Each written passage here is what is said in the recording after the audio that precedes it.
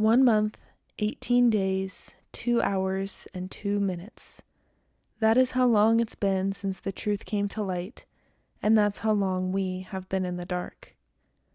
On November 28th, 2024, the announcement for Project Sekai's next in-game event would be posted across all of its social media accounts. This time, the glow of the sunset did not spell disaster. No, this time, the preview lit the spark of hope in Night Court fans across the world. Nobody could have predicted that we'd get the next Night Court event so quickly. I even remember thinking to myself that this event was happening almost a little too soon. Nevertheless, the fandom exploded in ways comparable to Musique 5, though not quite as far-reaching as the infamous tolling of the bells. But wait, does anyone else hear those harmonious wedding bells chiming? Yes? Everyone? Welcome to the light at the end of the tunnel, everyone. Welcome to Ena5. With Our Wounded Hands ran on the JP server from November 30th through December 9th, 2024. If you're watching this video when it comes out, the event is currently ongoing on every other server. I am beyond excited to cover this event today, because it just so happens to be my favorite event in the entire game. I know I'm a little basic having Ena5 as my favorite event, but take one look at these cards and tell me you can't see where I'm coming from. The commission song for Ena5 is titled Yoka ni Mitorete, which translates to Admiring the Late Blooming Cherry Blossoms. I'll have lots more to say in the outro of this video regarding the cards and the song, so stick around if you'd like to hear me gush about them. The ominous bells are still tolling, after all. We need to find our way through this path of thorns. It's been days, maybe even weeks, after the school festival. In that time, Ena hasn't been able to get a hold of Mizuki. She sent several messages and calls, and she even asked Akito to look for Mizuki at school, but they haven't been there. Ena runs through all of the possible outcomes in her mind, how things might have ended up if she had acted differently, but no. All of those thoughts would surely end up making Mizuki uncomfortable. Her flashbacks are interrupted by a soft call from Kanade. It's already time to start their nightly call. Music production seems to be the only thing that's going well for N25 right now. Their next song should be ready by the weekend. Though it's strange not having Mizuki on call. She's been absent for so long, and with no music video, their song might just have to be uploaded with a still image. Kanade and Mafiyu don't know. They think Mizuki is just unwell or something. But Ena's right, it's not her place to tell Kanade and Mafiyu what happened. As they get to work, she can't help but wonder. If the roles were reversed, and Kanade and Mafiyu were the ones there that day, would things have turned out for the better? Ena goes over to the Sekai to sort out her thoughts. As expected, Mizuki isn't there. Meiko is though, and Ena asks the Vocaloid if she's seen Mizuki at all recently. The answer is no, of course. Meiko even went to see Mizuki through her phone multiple times, but was met with darkness every time. Ena knows that she has to do something, because she can't just leave this conversation where it abruptly ended. And yet, talking seems to be the thing that Mizuki wants to avoid at all costs. Not talking about it would eat Ena alive, but talking about it might make Mizuki run even further away. Ena doesn't know what to do. Meiko doesn't know either, but she knows that Mizuki is in an extremely fragile state right now. One wrong move could have disastrous consequences. But if that move is from Ena, Meiko thinks that Ena will be able to get through to Mizuki, and that talking about it is the better choice. So, Ena resolves to track down Mizuki and to get her feelings across properly. She asks Meiko to keep an eye out for Mizuki as well, and to let Ena know if there are any developments. Ena zones out in front of the fridge, thinking about what to do next. Akito catches her acting weird and immediately clocks that she hasn't been able to contact Mizuki. It seems like they have Toya on the case too, since he and Mizuki are in the same class at school. But nope, still nothing. As if Mizuki would go to school after everything that happened. You can hardly blame them. Akito offers to get Ena in touch with some of Mizuki's other friends at school to try and expand the search, which Ena readily accepts. An is the first friend Ena is able to talk with, and through their conversation, Ena discovers that Mizuki has been returning An's messages. Nothing compared to their normal self, of course, but at least it's something. An offers to try messaging Mizuki again with a request to respond to Ena, but mentioning Ena's name might have an adverse effect. If Ena isn't getting any responses, Mizuki must not want to talk to her, right? Ena's just about to fall down another rabbit hole when she's interrupted by Rui, saving the day once again. Up on the rooftop, Ena spills everything about the current situation to Rui. She's vague about what actually went down during the school festival, but the aftermath is clear. At this rate, Ena is worried Mizuki might disappear from everywhere. Rui nods gravely. From his standpoint, he feels as though he shouldn't interfere.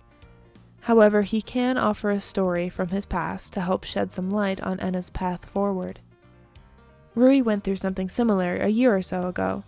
Not to this extent, of course, but the big takeaway is that the stubbornness Rui was shown is what allowed him to move forward. So if Ena is hesitating, being pushy might just be the thing that Mizuki needs right now. Rui also talks about his relationship with Mizuki as it was in middle school, how they were two lonely people who latched on to each other for that reason. They both knew that they were two of a kind, so to speak, always carrying that deep-seated loneliness in their hearts. Directly confronting the Mizuki of the past would have been futile, but directly confronting the Mizuki of the present? Rui sees it as an unknown. Mizuki has certainly changed for the better since meeting N25. She told Rui this, that she's finally found a place where she feels like she belongs. So even if there's still a chance that Mizuki could continue to live facing forward, Ena has to try to make that reality possible. She has to. In the days that follow, Ena tries going to places that Mizuki likes, but to no avail. An's offer should only be a last resort, but things are getting desperate now. Night Court goes to the Sekai to have one of their usual listening parties, but when Luca comments on Mizuki's absence, Mafuyu correctly guesses the reason behind Ena's distressed expression. It's true. Something has happened with Mizuki. Kanade and Mafuyu want to help. Kaito wants to help. Everyone in the Sekai wants to help Mizuki return to them in whatever way they can. Since she's not responding to messages, the only other option is to try searching around the city in hopes that they might run into her somehow. Ena, Kanade, and Mafuyu split up the next day to cover as much ground as possible. And the next day, and the day after that. But still nothing, even after multiple locations and hours of waiting. Mafuyu even runs into Toya while trying to see if Mizuki went to school one day, and it's just as you might expect. Mizuki is nowhere to be found. Unless you were to look in her own room, of course. Mizuki is essentially an empty husk, drowning herself in mindless animes, unable to do anything else. She says that she doesn't have the courage to disappear, but that she doesn't want to live either. She's logged out from Night Court, shut the blinds, essentially made herself invisible. That's the closest she's gotten so far. Unexpectedly, Mizuki receives a message from An. We don't get to know what's said exactly, but I'm sure you can guess. Right after reading the message, Meiko is finally able to get through as a projection to Mizuki's phone. Meiko tells Mizuki that everyone in the Sekai is waiting for them, but Mizuki knows that. Despite knowing that they're all worried about her, she can't. Meiko looks at them with a shattered expression and flickers back into the void. Relaying this new information is both a blessing and a curse, since the confirmation that Mizuki is still, well, alive at the very least, is comforting, but that's just about it. Meiko relays that Mizuki hasn't left her house at all in the past several days, but if she's still willing to respond to An or her other classmates, maybe she still has the thought process of not wanting to worry anyone who hasn't figured out that something is wrong yet. That's when Mafuyu offers a small inkling of hope, the result of her conversation with Toya. Mizuki has skipped so much school recently that if she doesn't attend supplementary lessons, she may have to repeat a grade. That would surely make a lot of people worried about her, so maybe, just maybe, Mizuki might pull herself together enough to keep her life on track. It's a complete shot in the dark, but it's all they have. Ena asks a teacher when the day of the makeup lesson is, and hatches a plan. Night court spreads out across the school on the day of the supplementary lessons. Kanade by the school gate, Mafuyu and Ena in 2 separate halls of the building. Ena thinks about if this plan will actually work. It all depends on Mizuki actually coming to school after all. The clock inches closer to the start time, and suddenly Ena has something to ask of Kanade and Mafuyu. It seems like Night Court is a better judge of Mizuki's character than I thought. Mizuki is slowly making her way to supplementary lessons, not without her fair share of issues, though. Whenever she thinks about who she might run into, they suddenly feel sick and have to stop to rest.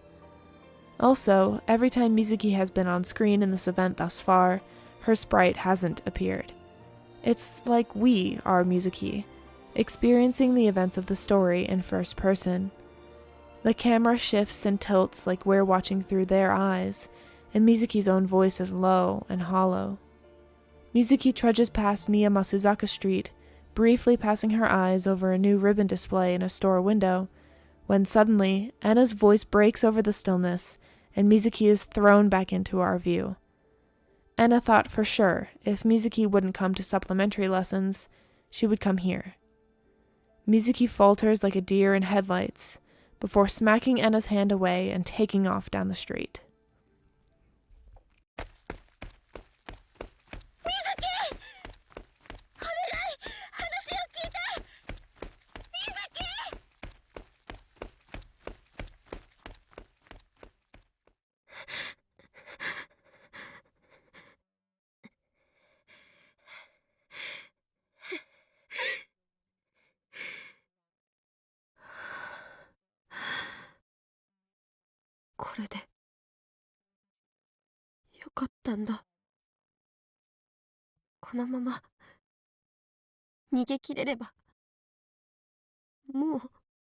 Mizuki.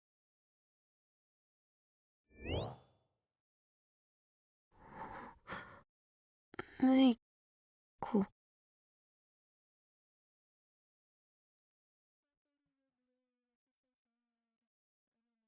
本当にいいの？どういう。逃げたいのなら逃げてもいい。けれど、これが向き合える最後の機会かもしれないわ。少なくとも、エナとは。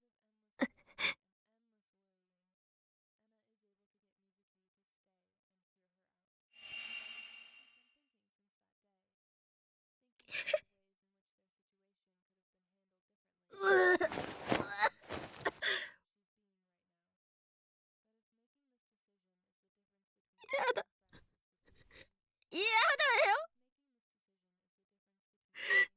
どっちも嫌だ。Mizuki!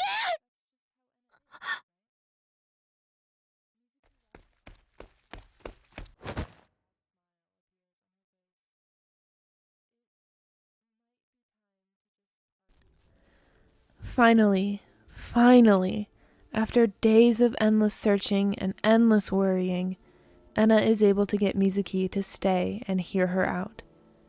She's been thinking since that day, thinking about the ways in which their situation could have been handled differently, or how Ena shouldn't be as stubborn as she's being right now. But if making this decision is the difference between staying friends with Mizuki and letting her go, she'll do whatever it takes. Because that's just how Ena is, right? Mizuki wraps her arms around herself as a small, sad smile appears on her face. It might be time to just part ways. Being friends with Mizuki makes things unnecessarily complicated. Ena will have to constantly worry about upsetting them, walking on eggshells. Nothing good will come of that. Of course, that's not what Ena wants to talk about. She doesn't want to stop being friends with Mizuki, not in the slightest. If she does something that hurts Mizuki, she'll work to change. Though this kindness may feel forced in Mizuki's eyes, Ena assures her that it's not. Because Mizuki is her precious friend, and nothing will change the fact that she doesn't want to hurt them. Again, Mizuki tries to get Ena to see the negatives. She'll have to put up with endless stares and countless whispers behind their backs, even from Mizuki, who can't help but feel undeserving of Ena's support. Going their separate ways would completely alleviate that. But who cares about what Ena thinks? Compared to Mizuki being torn from her life, none of that matters. And yet, all of that matters to Mizuki, because she can't bear being the cause of all of that scrutiny. Before long, she'll revert back to wondering if it's okay to be friends with everyone. Mizuki doesn't want to suffer anymore. A slow descent like this will surely become painful, so wouldn't it be better to cut it off before it starts? Ena absolutely explodes. What does Mizuki mean by that? The sheer thought of if it's okay to stay friends, it's completely irrelevant. What, does Mizuki not consider Ena to be their friend? The last thing Ena wants is for Mizuki to decide that sort of thing for her. Ever since that day, Ena's been thinking about Mizuki and realizing things that she hadn't known before. Even through all of that, her feelings haven't changed at all, not in the slightest. Isn't Mizuki the one who's changed? こんなに話しても何も聞いてくれなくなって、一人で逃げようとして。友達でいいのかなんてバカじゃないの。私にとって水木は水木で。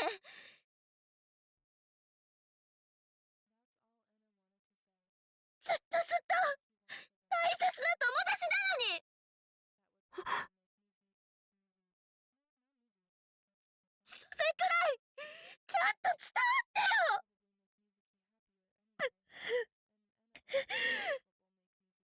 私は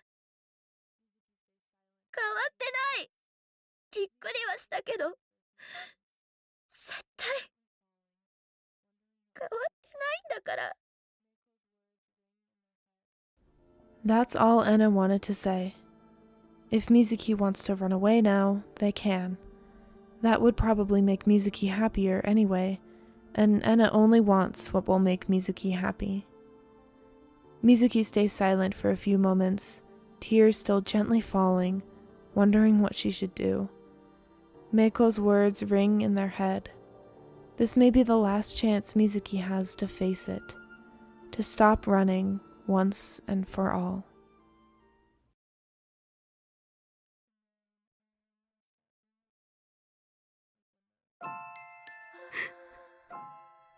いいのかな、僕。まだ一緒にいて。きっ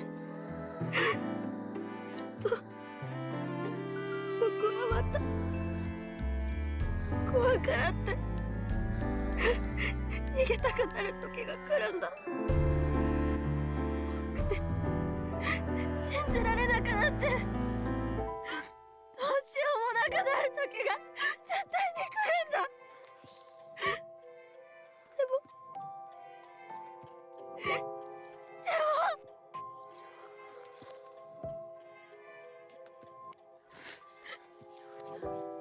それでもそばにいていいって僕も思いたい。友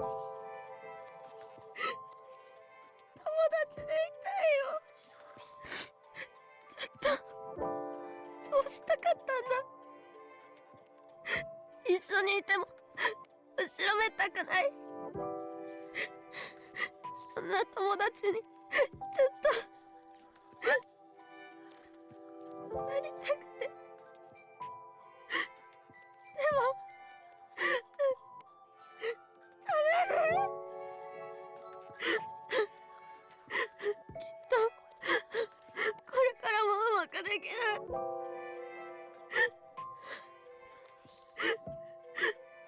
それでもこんな僕でも本当にいいのかな。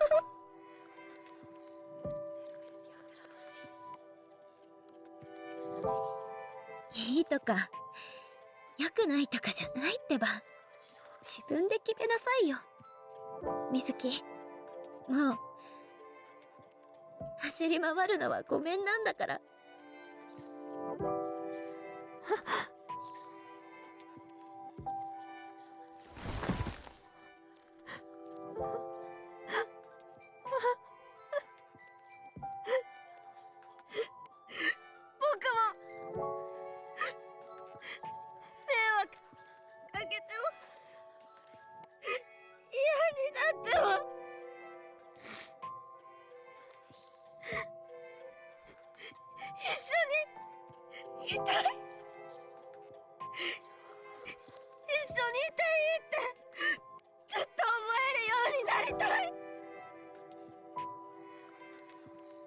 ゃあ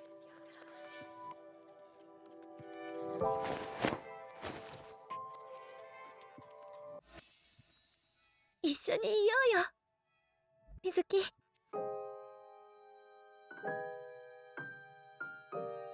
ーゴのみんなも待ってるよ。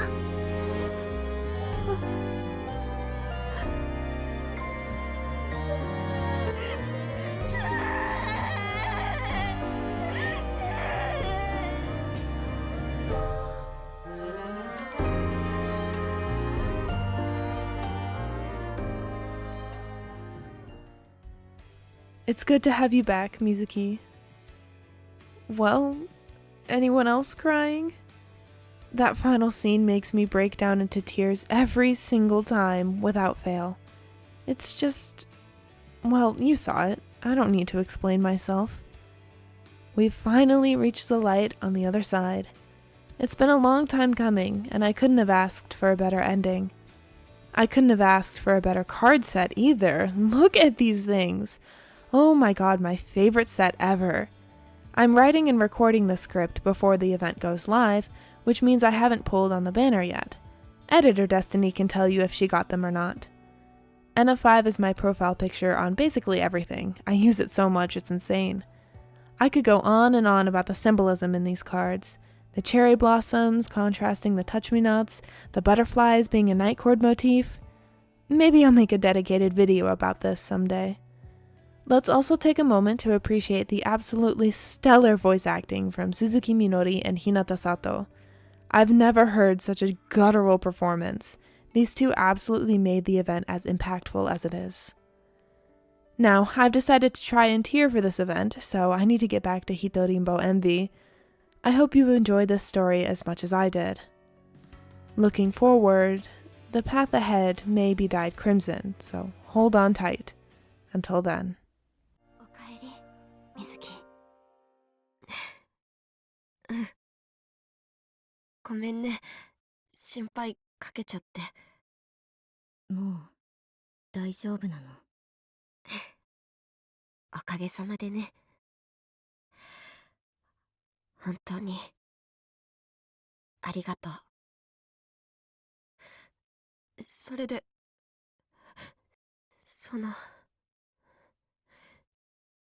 みんなに話したいことがあるんだ。ずっと言わなきゃって思ってたことと言いたいこと。